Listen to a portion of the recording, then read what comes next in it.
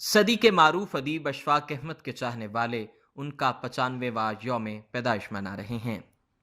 اتنے سال گزر جانے کے بعد بھی ادب کے دریچوں میں ان کا خلا پر نہ ہو سکا۔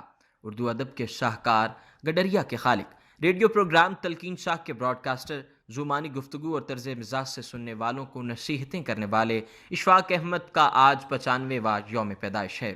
ان کا شمار ان ادیبوں میں ہوتا ہے جنہوں نے ادب کی دنیا میں اپنا منفرد مقام بنایا اور ہمیشہ کے لیے امر کر دیا۔